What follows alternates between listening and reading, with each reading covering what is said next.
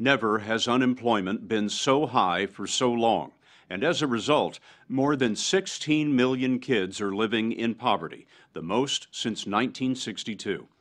It's worst where the construction industry collapsed, and one of those places is Central Florida. We went there 8 months ago to meet families who'd become homeless for the first time in their lives. So many were living day to day that school buses changed their routes to pick up all the kids living in cheap motels. We called the story Hard Times Generation. Now, we've gone back to see how things have changed. It turns out some families are losing their grip on the motels and discovering that the homeless shelters are full. Where do they go then?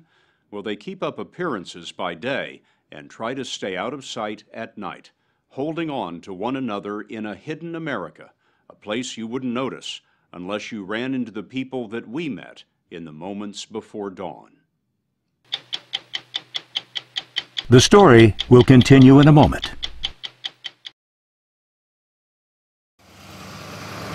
Time has carried us into uncharted territory. The Great Recession began December 2007, almost 1,500 mornings ago. If you were rushing to work this morning in Seminole County, Florida, it's not likely you'd notice the truck or hear the children getting ready for school.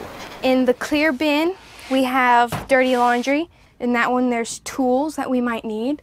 All these bank bags are storage of this and that. Like shampoo. And over here is food. So you're really not heating up food so much. You're eating out of cans? Yep. This is the home of the Metzger family. Ariel, 15, her brother Austin, 13. Their mother died when they were very young. Their dad, Tom, is a carpenter, and he's been looking for work ever since Florida's construction industry collapsed. When foreclosure took their house, he bought the truck on Craigslist with his last $1,000. Tom's a little camera shy, thought we ought to talk to the kids, and it didn't take long to see why. How long have you been living in this truck? About 5 months. What's that like? It's an adventure. Yeah, that's how we see it. When kids at school ask you where you live, what do you tell them? When they see the truck, they ask me if I live in it, and when I hesitate, they kind of realize. And they say they won't tell anybody. And Yeah, it's not really that much of an embarrassment. I mean, it's only life. You do what you need to do, right? It's life for a lot of folks. The number of kids in poverty in America is pushing toward 25%, 1 out of 4. Austin and Ariel usually get cleaned up for school at gas stations. They find it's best to go to different ones every day so the managers don't get sore. Hi, Daddy. Before the bell, they blend in with more than 1,100 other homeless students in the Seminole County schools. At Castleberry School, we met 15 kids who'd been living in cars. With their parents' permission, they told us you don't get much sleep with your brothers and sisters in the back seat. But that wasn't the worst part. So we were really scared. So we'll stay up all night sometimes and watch over my mom and keep her safe. How many of you, show me your hands, were worried about your safety while you were living in the car? To me, it was scary because I thought something was either going to happen to my mom or my grandfather or my dad or me. We weren't staying in a very good neighborhood, like where the car was parked, and someone came up and robbed my aunt for the little bit of money that we had.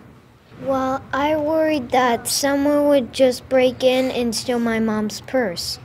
Jade Wiley is 8 years old. She spent 3 weeks living in her car with her mom, her dad, 2 dogs, and a cat. Did you think you were ever going to get out of the car? I thought I was going to be stuck in the car. How'd you keep your spirits up? I was still praying to God that somebody let us stay in the hotel. And how did you get out of the car? Well, there's this nice lady named Beth, and then she gave us a lot of money so we could stay at the hotel, and now I'm staying at the hotel. She said that a nice lady named Beth came and gave the family money. Well, a nice community came I just delivered it. Beth Davalos runs programs for homeless kids in the Seminole County schools. This is the video that she shot when she found Jade's family. Well, we deal with it. Every day we deal with it when we live in the car. We're gonna go get you a hotel room now. How do you feel about that? Happy. When Davalos hears of a student on the street, she uses county money and donations to get temporary shelter in a motel. Good job. The money she had for Jade's family lasted only a month, so the Wileys and Jade are painting the rest of the motel in exchange for a room. But this is rare. Of all the homeless families in Florida, 2/3 are living on the street. I hear about it every week, every couple days. If they're not living in the car right now, they are avoiding it. Some of them don't even have cars to live in, or they recently got out of it. Why is it happening right now? The longevity of homelessness continues to rise. So people are running out of resources. The unemployment runs out, their savings run out, the family that lent them money does not have it anymore because they're looking at economic hardship. And before you know it, they find themselves living in their car because they just ran out of all options. Earlier this year, when folks heard about the homeless students in Central Florida, $4 million in donations poured in. Beth Davalos set up food banks in 41 Seminole County schools. They gathered up clothing for the kids and shelled out cash for motel rooms. I really appreciate it. $4 million is a lot of money, but think of this. Of all the families without shelter in America, 1/3 are in Florida. At Castleberry School, we sat down with the Coates family. Instead of 3 meals a day, we ended up doing 2 meals a day. And then there was this one day where we didn't have any more money, and that's how we ended up in the car. Last year, the Coates left Washington, D.C. for a new life in Florida, but the jobs dried up. When the savings went, Victoria and D'Angelo learned how to be homeless. They found out there's a checklist for living in a car. You want security, lighting, a place where you might be welcome, or at least a place busy enough to hide in. Walmart lots can be good, it depends on the manager. YMCAs mostly look the other way. D'Angelo settled outside a hospital emergency room. And we knew that through being there, we could at least brush our teeth in the morning, go to the bathroom if we need to in the middle of the night. And I'm sitting on a cooler in between our vehicle and another vehicle, just to make sure they're okay. Standing guard all night. Yep. D'Angelo, what does a man think about sitting on a cooler all night with his family in the car next to him? At that moment, I guess I feel less than a dad, I guess I should say, or as a husband, because I'm not able to provide for my family. Going into that car really did something to me. I felt helpless. I felt like I couldn't help my children. I am willing to bet that the whole time you were in the car, you didn't cry once, did you?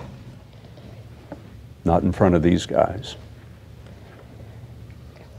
When it came time to put the girls in school, the school must have asked you for an address. That, okay, well, you have these boxes to choose, and you had one that said shelter. You checked the shelter box? Yeah. There was no box for car. No. So you lied to them. Basically. You do what you have to do. There was not an option to take my girls away. I wonder if some of these families are hiding from the system, hiding from you. Yeah. Because as one woman put it to us today, she said, I was afraid that if they found out we were living in the car, the state would take my children away from me. Yeah, they're scared. They're very scared. And the reality is, if the state found them in a car, their children could be taken away and put someplace safe for now. But when we find them, we can put them someplace safe. The Coates tried to go someplace safe. They called every shelter in the area, but they were all full. After 10 days in the car, the only thing in the bottom of the cooler was an orange. So Victoria started calling again. And we called each and every one of them. And then I got to the last one, which was Orlando Rescue Mission. And I called and the lady said, "We have programs for your entire family." You must have thought you weren't hearing right. Yeah. How close did you come to running out of gas on the way to the rescue mission? We had like maybe a quarter tank before the E. So really all you had to your names at that point was a quarter of a tank and an orange. That's right. It wasn't long after the family made it into the shelter that D'Angelo found a job. He's manhandling garbage cans and proud to have the work. Hard work. The hard work's good for you. I'm thankful to have a job. With help from his employer, they hope to get Jamie, Jamia, and Jayla in a home of their own by Christmas. What do you know now that you didn't know before you lived in the car? I know to be grateful that you have your family and that my mom is really, really, really protective. Protective because there is a ferocity that comes with being a parent on the street. Hiding the kids from cops and criminals, watching options grow shorter, the days longer, and the nights are just stubborn, sitting on a cooler, waiting for the sun. One threat to a family out here is idleness, so the folks that we met fill the days with every free and normal thing. After school, the Metzgers drive their truck to the library. Because they've got the computers that we can use and light and all that. I wonder what education means to you two. I mean, it's everything. It is everything to us. I plan to be a child defense lawyer. If I focus on my studies, I have that opportunity. The American dream is durable, and there is something about growing up in a truck that makes you believe in it all the more. As we tagged along with the Metzgers, they told us they liked the truck better than a motel, and they wanted to show us something they've been doing in the evenings. They're acting in a community theater, a free and normal thing. On stage, they had a chance to be somebody else, but what struck us most was that they were just as happy in their roles as the Metzgers.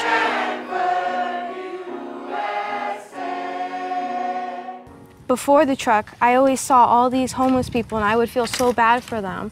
And then as soon as we started living in the truck ourselves, I've seen even more and I just feel so bad. And even though I'm homeless myself, I want to do as much as I can to help them get back up on their feet.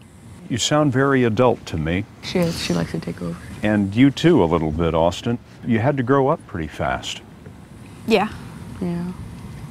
Every time I see like a teenager or any other kid fighting with their parents or arguing with them and like not doing what they're told, it really hurts me because they could be in my shoes, and of course I don't want them to be in my shoes, but they need to learn to appreciate what they have and who they have in their life because it may be the last day they might have it.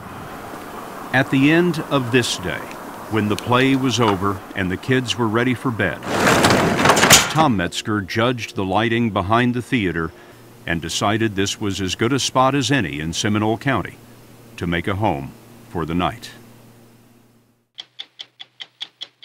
Go to 60minutesovertime.com to see how Scott Pelley's team found the families for tonight's story. Sponsored by Lipitor.